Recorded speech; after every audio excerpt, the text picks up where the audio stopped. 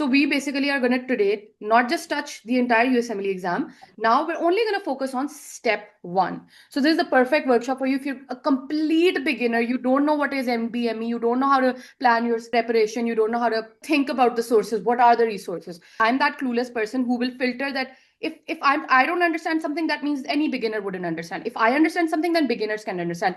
I'm Dr. Zara and I'm a USMLE Step 1 aspirant. I'm done with the exam and currently I'm preparing for Step 2 CK. You will pay them $1,100, and after doing that, with a credit card, not a debit card, your application will be done and you will receive an email like this, and you will have your exam permit in it.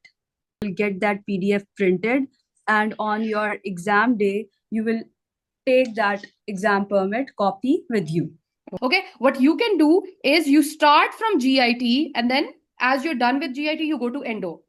As you're done with repro, so the Dr. Zara has written this down in a very strategic manner, is that GIT is linked to endo. Endo is linked to hormones, which is linked to repro. This is a very strategic planner that we've made. So you go like that, going down.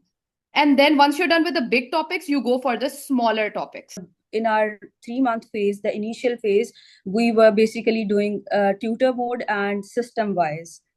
We were being very specific, but now we will do it in timed and random mode. This note contains what Dr. Zara did. This is how she planned her prep during the pre-dedicated. But to be honest, you can plan your own preparation. That's up to you in this study. Just make sure it's 11 hours per day. Okay, because no one can really plan that for you because everyone has different times of being at high focus, right?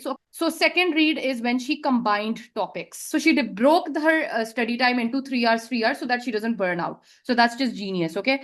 And 12 a.m. sleep time, according to what your sleep time is, just divide, make sure you're doing 11 hours per day and you're going through a second read in timed mode this time with FA and try to do UWorld MCQs only the incorrect and flagged ones.